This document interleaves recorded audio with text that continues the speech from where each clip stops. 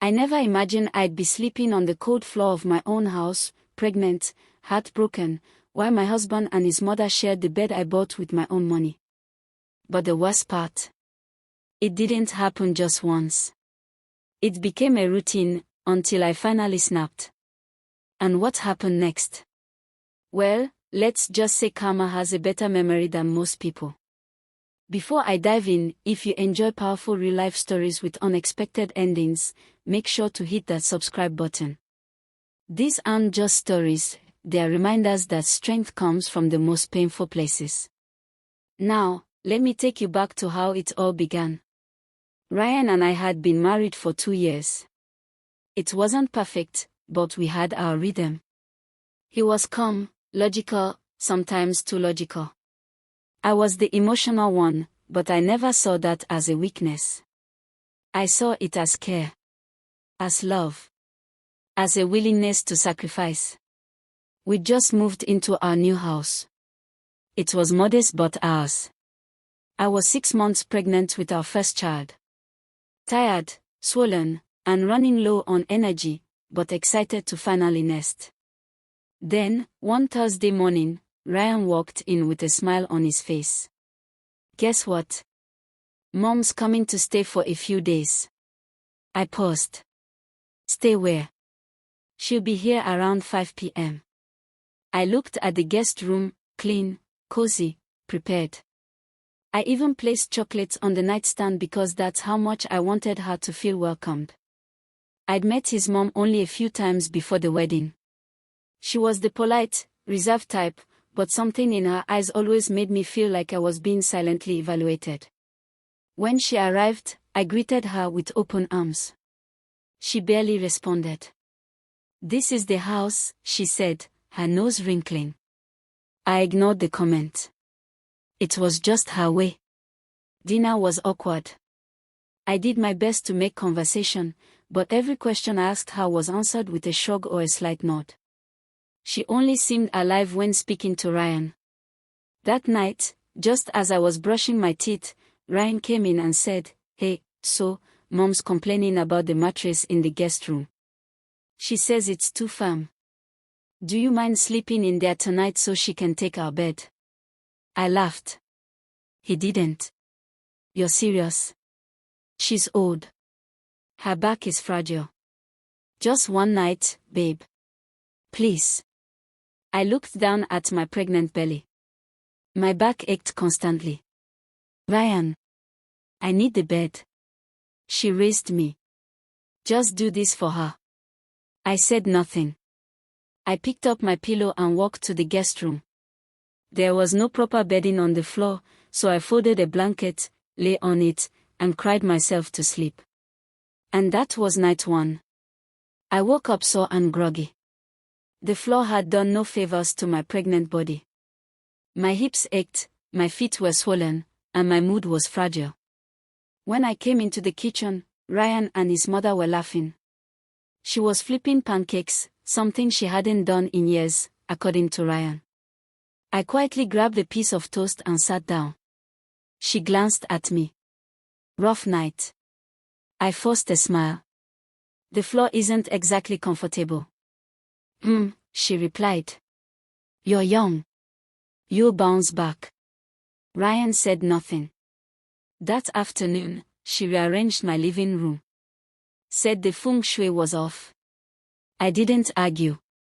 I told myself she'd be gone in a couple of days.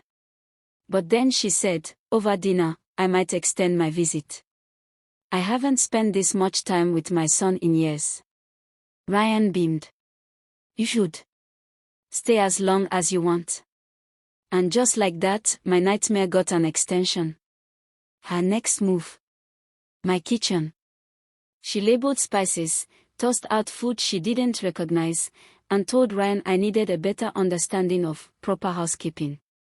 Then came the insults, subtle, sharp.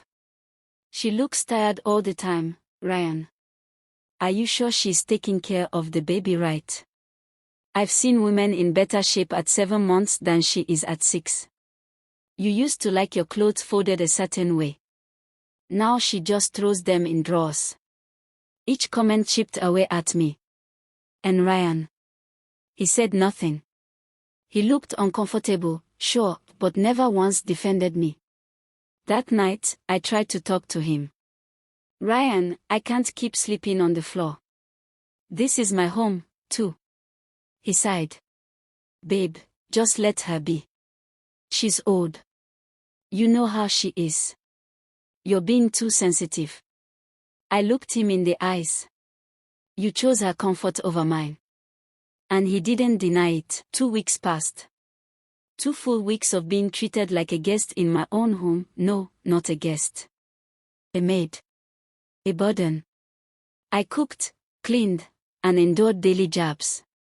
Then, it happened. One evening, I came home from a doctor's appointment to find my mother-in-law in my bedroom, rummaging through my closet. When she saw me, she didn't flinch. I'm reorganizing. Your wardrobe is too messy. No wonder Ryan looks stressed. That was it. I felt heat rise up to my ears. My hands shook. Get out of my room, I said quietly. She turned, smacked. Your room.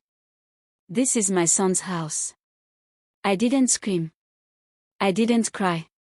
I simply turned, walked back to the guest room, and began packing. I didn't pack much, just the essentials. Maternity clothes, my journal, a framed ultrasound photo, and a tiny pair of baby socks I'd been holding onto since I found out I was having a girl. As I zipped the bag, Ryan walked in. What are you doing? I looked up. Calm. Clear. I'm leaving. His brow furrowed like he couldn't understand the words. Why?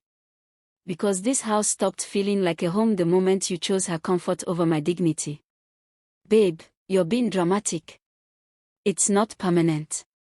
That's the problem, Ryan. It's never just one night. It's always me compromising. Always me shrinking. He stared, speechless. I placed the ultrasound on the dresser. That's your daughter.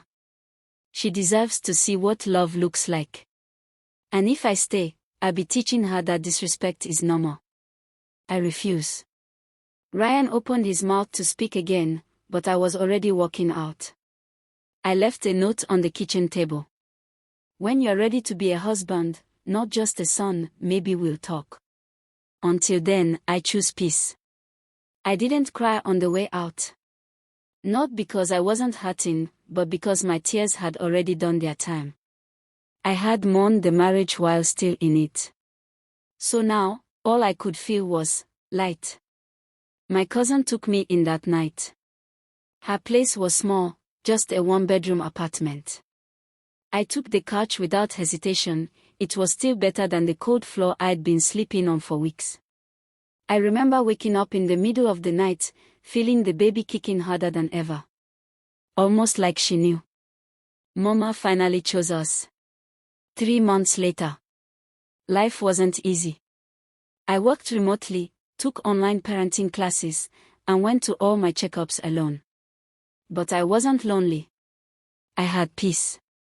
I had purpose. And when the day finally came, when I held my baby girl in my arms for the first time, I knew everything I'd walked away from was worth it. Her eyes, wide and curious, scanned the room like she already knew this world had lessons for her. I whispered, "Your mama's stronger than she's ever been. And so will you be." I named her Alani. Because after all that darkness, she was the first light. And then, he called. 6 months later, my phone buzzed. Ryan. The message. I've been thinking. Mom moved out. I miss you. I want to fix things. I didn't reply immediately. I reread it 3 times. Not out of emotion, but out of disbelief. Fix things. He wanted to fix the mirror he shattered with tape. I took a photo of Alani in her crib. Smiling. Safe. Loved. Then I wrote back. She's happy. I'm at peace. That's all you need to know. Blocked. Done. Not every love story ends with getting back together. Some end with a woman choosing herself. Choosing freedom. Choosing a future where she never has to sleep on the floor again. If this story made you feel something, anything, make sure to subscribe. I drop new stories every single day, and each one is a reminder. Your worth isn't up for negotiation. Your peace is a priority. And sometimes, the strongest thing you can say is no more.